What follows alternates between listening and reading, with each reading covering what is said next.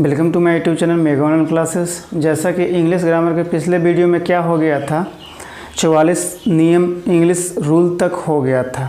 आज 45 रूल से स्टार्ट करें क्लास का। पिछले वीडियो का थोड़ा रिवीजन करवाते हैं। 44वां नियम ग्रामर रूल में था कि इन्फॉर्मेशन भी एडवाइस की तरह अनकाउंटेबल नाउन होता है।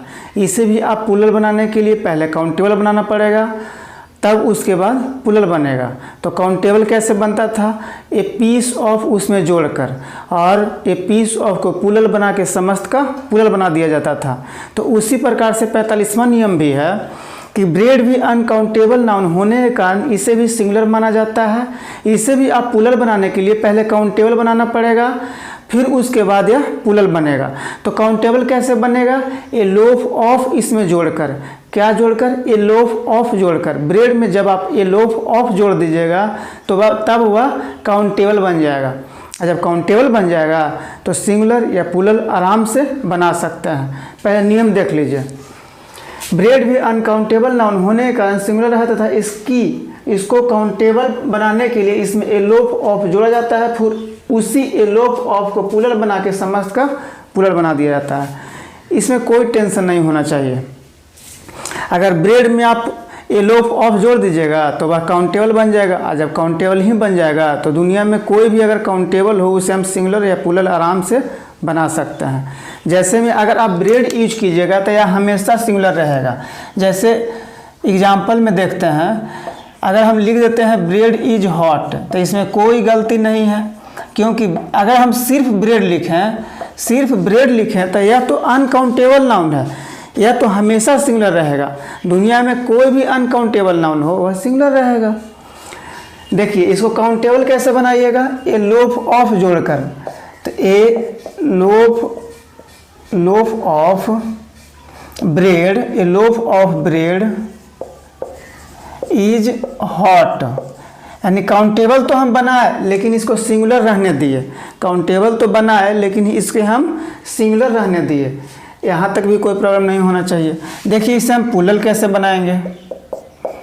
तो इसमें ए लोफ ऑफ को प्लूरल बना के, जब यह काउंटेबल बन जाएगा, ए लोफ ऑफ जोड़ के तो काउंटेबल बन ही जाएगा।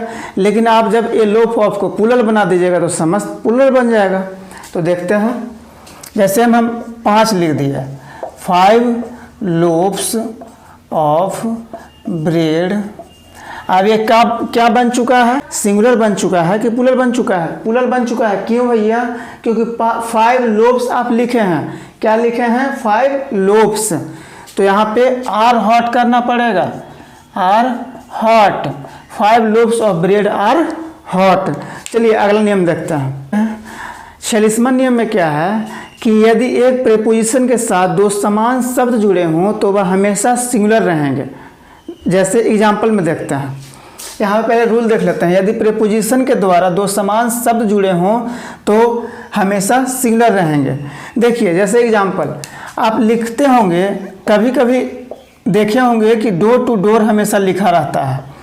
आप कभी कभी देखे होंगे कि डोर टू डोर लिखा रहता है। डोर्स टू डोर्स क्यों नहीं होता है, या तो डोर टू डोर्स क्यों नहीं होता है? कुछ भी रख सकता था। लेकिन जब एक प्रीपोजिशन से 2 समान शब्द जुड़े हों तो वह दोनों सिंगुलर रहेंगे और सिंगुलर वर्ब लेंगे। जैसे एक और एग्जांपल देखिए, स्टेप बाय स्टेप। उसी प्रकार से women after women, step by step. तो नियम याद रखिएगा कि यदि एक प्रीपोजिशन से 2 समान शब्द जुड़े हों तो वह हमेशा सिंगुलर रहेंगे।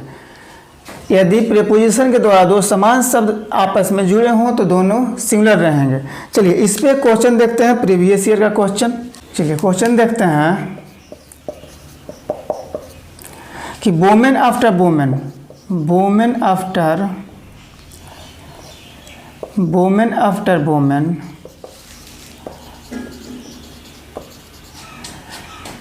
क्लैम्ड, दिखाई दे रहा होगा, women after women claim to speak against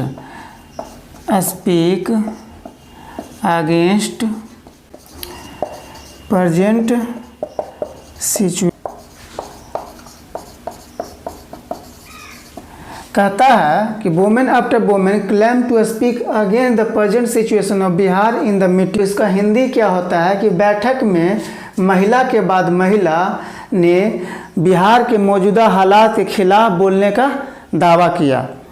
नियम जान गए कि यदि एक प्रीपोजिशन के साथ दो समान शब्द जुड़े हों तो वह हमेशा सिंगुलर रहेंगे। तो यहाँ पे आफ्टर क्या है? प्रीपोजिशन है। इसके पहले भी सिंगुलर रहना चाहिए था, दो समान शब्द है ना, वोमेन है, दो समान शब्द है, तो इसके पहले भी सिंगुलर रहना चाहिए था, बाद में भी सिंगुलर रहना चाहिए था। तो यहाँ पे वोमेन आफ्टर वोमेन होना चाहिए, ना कि वोमेन आफ्टर वोमेन होना चाहिए। तो यहाँ पे काट के लिख दीजिएगा, ये भी गलती है, ये भी गलती है, वोमेन आफ्टर वोमेन होगा। देखिए दूसरा कलम यूज कर लेते हैं, लाल। यहाँ पे क्या होगा? वोमेन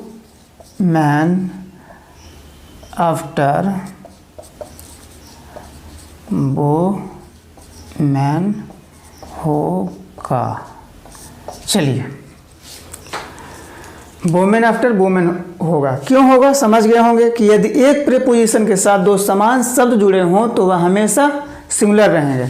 चलिए आगे देखते हैं। 47वां नियम में देखते हैं कि यदि सेम रूल दो असमान शब्द के लिए अगर आ जाए तो कोई कुछ भी रह सकेगा। प्रीपोजिशन वाले भी सिंगुलर या प्लूरल कुछ भी रह सकते हैं, प्रीपोजिशन के बाद वाले भी सिंगुलर प्लूरल कुछ भी रह सकते हैं। लेकिन आप जब उसका वर्ब यूज कीजिएगा, वहाँ पे वर्ब यूज कीजिएगा तो प्रीपोजिशन के पहले वाले शब्द के अनुसार वर्ब यूज होगा। इसमें कोई प्रॉब्लम नहीं होना चाहिए। यहाँ पे पहले नियम देख लेते हैं। यदि प्रीपोजिशन के द्वारा दो भिन्न भिन्न शब्द आपस में जुड़े हों तो कोई कुछ भी रह सकेगा। ऐसी अवस्था में क्रिया पहले वाले के अनुसार रहेगी। इस पे भी एक क्वेश्चन देख लेते हैं। देखिए,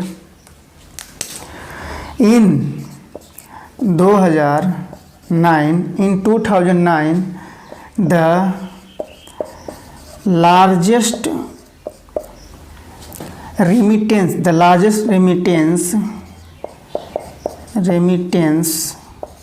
सेंट। ये क्वेश्चन क्या है? In 2009 the largest remittance sent to India from overseas. यहाँ पे प्रीपोजिशन कौन सा है? टू है। टू के बाद एक नाउन है, टू के पहले ये पूरा यहाँ तक नाउन है। दो अलग अलग नाउन है।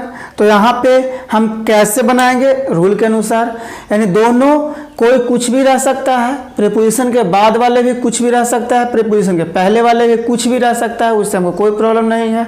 लेकिन जो वर्ब यूज कीजिएगा वह पहले वाले नाउन के अनुसार वर्ब होगा। तो यहाँ पे गलती लिखा हुआ है, बेयर फ्रॉम ओवरसीज रहता। क्वेश्चन क्या है? In 2009 the largest remittance sent to India were from overseas. इसका हिंदी अर्थ अगर समझें तो 2009 में सबसे ज़्यादा भेजा गया धन इंडिया में समुद्र पार का था। कहाँ का था भैया? समुद्र पार का था, यानी विदेशों का था। तो आप यहाँ पर जो वर्ब यूज किया गया है प्रीपोजिशन के पहले वाले शब्द के अनुसार वर्ब होगा। तो यहाँ पे द लार्जेस्ट रेमिटेंस सेंट है। रेमिटेंस मतलब होता है भेजा गया रकम, भेजा गया धन। तो सबसे बड़ा भेजा गया धन सिंगुलर है ना, तो यहाँ पे क्या होगा? बिल्कुल सिंगुलर होगा, बेयर नहीं रह के बाज होगा। देखिए बस यही गलती था, बेयर नहीं रह के बाज होगा। चलिए आगे नियम लिखते हैं, फिर बताते हैं। इतना लिखना चाहते हैं तो लिख सकते हैं। चलिए तो आगे बढ़ते हैं। देखिए 48वां नियम कहता है कि दुनिया में बहुत से ऐसे वर्ड हैं जो अपने पहले या तो ए लेंगे या तो अंत में एस लेंगे। जैसे में स्कोर हो गया, ग्रोस हो गया, दर्जन हो गया, मिलियन हो गया, बिलियन हो गया, 100 हो गया, स्टोन हो गया। स्टोन कहने का मतलब होता है ना कि गांव देहात में आप लोग देखे होंगे कि एक पत्थर रहता है, 5 किलो का पत्थर रहता है, उसी को हम हिंदी में पसेरी बोलते हैं। तो स्टोन का मतलब पसेरी होता है। 100 हो गया, मिलियन हो गया, बिलियन हो गया, स्कोर हो गया, ग्रोस हो गया। ग्रोस कहने का मतलब होता है 12 दर्जन। एक खुद वर्ड है दर्जन, जो अपने पहले या तो ए लेंगे, अंत में या तो एस लेंगे।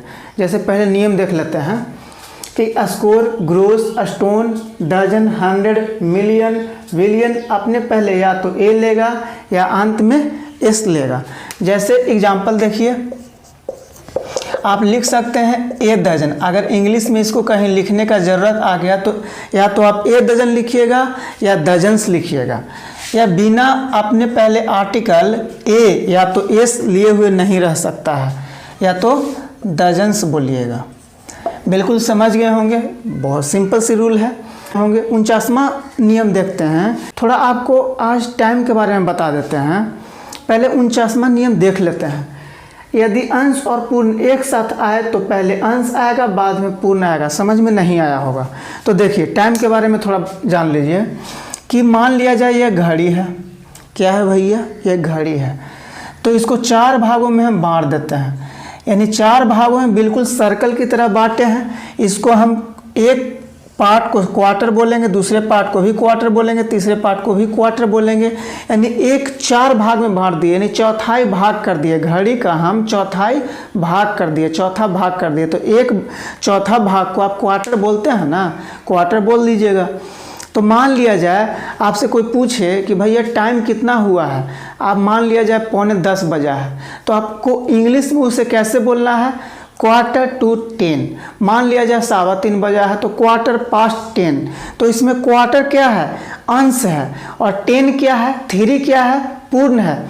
तो यह 49वां नियम यही कहता है कि पहले अंश आएगा, बाद में पूर्ण आएगा। जैसे आधा घंटा को आप क्या बोलते हैं? Half an hour. तो हाफ क्या है? अंश है। एन आवर यानी आवर क्या है? पूर्ण है। तो अंश पहले आएगा, पूर्ण बाद में आएगा। बस 49वां नियम यही कहना चाहता है। तो सारा एग्जाम्पल देखेंगे। तो देखिए, अगर मान लिया जाए आपको इंग्लिश में बोलना है 2:45 बजे को इंग्लिश में कैसे बोला जाएगा? तो 2:45 बजे यानी 2:45। तो लिख दीजिए यहाँ पे 2:45, 2:45, 2:45 यानी ये क्या है? ये अंश है, क्वार्टर लिखा हुआ है, ये क्वार्टर। ये क्या है? अंश है। और ये क्या है? 3 क्या है? पूर्ण है। तो पहले अंश लिखाएगा, बाद में पूर्ण लिखाएगा। मान लिया जाए आपको आधा घंटा को इंग्लिश में इंडिकेट करना है तो आराम से लिख सकते हैं हाफ एन आवर। या तो आपको 9:45 बजा है तो क्वार्टर टू 10 होगा। या तो आपको बोलना है 10:15 बजा है तो 10:15। एक और एग्जाम्पल लिख लीजिए, 10:15 बजा है तो 10:15। सिंपल सा रूल है, 10:15। अगर आपको बोलना है कि 10:30 बजा है, यदि आपको बोलना है कि 10:30 बजा है, तब आप कैसे बोलिएगा? 10:30। क्या बोलना है? 10:30, 10:30। यहाँ तक कोई प्रॉब्लम नहीं होना चाहिए। Half an hour, 10:15, 10:30। लेकिन 10:30 बजा है तो आप ऐसे नहीं बोल सकते हैं कि 2:15, 2:15। आप ऐसे नहीं बोलिएगा। 10:30, 10:30 बजे को इंग्लिश में 10:30 बोला जाता है।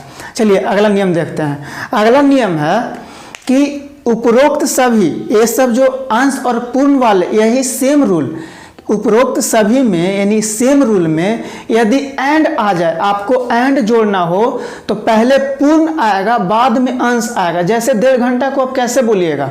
1.5 आवर। रूल है, बिल्कुल सिंपल रूल है। एक एग्जांपल छोटा सा दे देते हैं, 1.5 आवर, 1.5 आवर, हाफ। यानी आपको इस उपरोक्त रूल में एंड जोड़ दिए ना, तो पहले पूर्ण लिखिएगा, बाद में अंश लिखिएगा। एकदम सिंपल रूल है। चलिए 51वां रूल देखते हैं। तो 51 रूल में कहता है कि यदि किसी सेंटेंस का सब्जेक्ट मानव हो तो वह सिंगुलर भी रह सकता है, प्लूरल भी रह सकता है, यानी वह जो चाहे कुछ भी रह सकता है, वह जैसा रहेगा वैसा वर्ब लेगा। यह भी बिल्कुल सिंपल रूल है।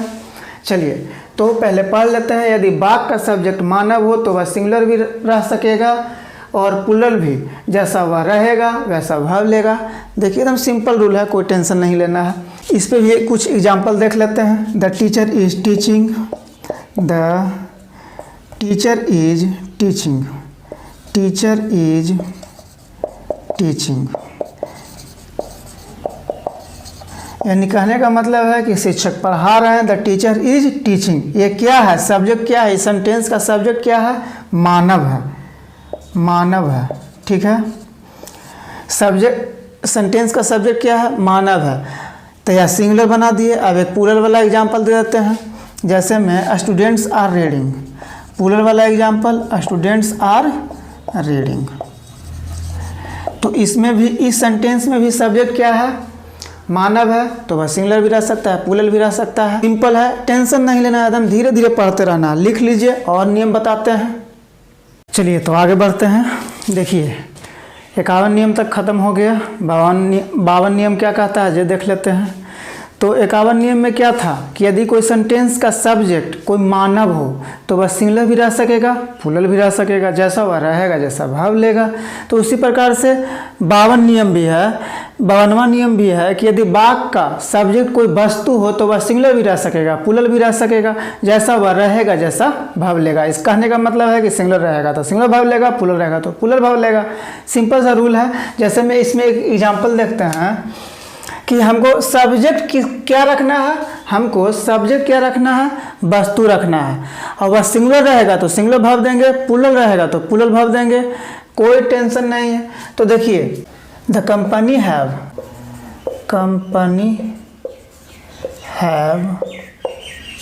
1000 ऑफ कस्टमर, 1000 ऑफ कस्टमर। इसमें क्या गलती है, क्वेश्चन है the company have 1000 of customer से हैप्पी विथ इट्स सर्विस।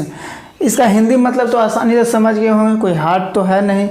तो the company have 1000 of customer happy, 1000 of customers happy, 1000 of customers happy with its service. Question में common error का मान लिया जाए क्वेश्चन है, तो इसमें गलती क्या है। तो देखिए, हम बताए यदि कोई सेंटेंस का सब्जेक्ट वस्तु हो तो वह सिंगुलर भी रह सकेगा, प्लूरल भी रह सकेगा, जैसा वह रहेगा जैसा भाव लेगा। तो द कंपनी क्या है, बताइए, सिंगुलर है। तो यहाँ पर तो बच्चा भी बता सकता है कि यहाँ पे हैव नहीं होगा, हैज होगा, इसमें कोई टेंशन नहीं है। उसी प्रकार से 53 रूल में है कि यदि कोई सेंटेंस का सब्जेक्ट, यदि कोई सेंटेंस का सब्जेक्ट कोई मापक हो, क्या हो, कोई मापक हो, तो वह भी सिंगुलर या प्लूरल रह सकता है, जैसा वह रहेगा जैसा भाव लेगा। मापक कहने का मतलब होता है कि जिस चीज़ से आप किसी को मापते हैं, जैसे दूध पानी को लीटर में मापते हैं, 2 लीटर 4 लीटर, तो वह लीटर क्या है, मापक है। डिस्टेंस को हम किलोमीटर माइल से मापते हैं, माइल या किलोमीटर क्या है, तो वह माइल या किलोमीटर क्या है, मापक हुआ। तो यदि किसी सेंटेंस के सब्जेक्ट के रूप में कोई मापक हो तो वह भी प्लूरल रह सकता है, जैसा वह रहेगा वैसा भाव लेगा। तो आइए इस पे भी कुछ एग्जांपल्स देखते हैं। जैसे हम एग्जांपल लिख दिए कि the mile is a unit of distance. The mile is a unit of distance. The mile is a unit of distance. यहाँ पे देखिए 53 रूल पढ़े नहीं ना, देखिए पढ़ लेते हैं। यदि वाक्य का सब्जेक्ट कोई मापक हो तो वह भी सिंगुलर प्लूरल दोनों रह सकेगा, जैसा वह रहेगा जैसा भाव लेगा, ठीक है। तो the mile is a unit of distance हो गया। यहाँ पे द माइल क्या है, सिंगुलर है। अब एक प्लूरल का एग्जाम्पल देख लीजिए। तो miles have to go before I sleep, यानी मेरे सोने से पहले मुझे मीलों जाना है। तो यहाँ पे माइल्स क्या है, प्लूरल है तो प्लूरल भाव लेगा। यहाँ तक कोई प्रॉब्लम नहीं होना चाहिए। चलिए 54 नियम, आज का लास्ट नियम देखते हैं कि यदि किसी वाक्य का सब्जेक्ट कोई अंक हो तो वह केवल सिंगुलर रहेगा और सिंगुलर भाव लेगा। कहने का मतलब यह है, सेंटेंस का वाक्य, यदि किसी सेंटेंस का वाक्य अंक हो यानी नंबर हो, यदि किसी सेंटेंस का वाक्य अंक हो या नंबर हो तो वह हमेशा सिंगुलर रहेगा, सिंगुलर भाव लेगा। जैसे 420 इज ए फेमस नंबर। जैसे इसमें भी एक एग्जांपल देख लेते हैं। 420 इज ए फेमस नंबर। देखिए एग्जांपल लिखिए, 420 इज ए फेमस नंबर। तो देखिए इस सेंटेंस का सब्जेक्ट क्या है, 420। 420 एक नंबर है तो वह हमेशा सिंगुलर रहेगा, सिंगुलर वर्ब लेगा। देखिए इसमें यहाँ तक कोई परेशानी नहीं होना चाहिए। तो आज के लिए इतना ही, बाकी कल देखेंगे। Thank you.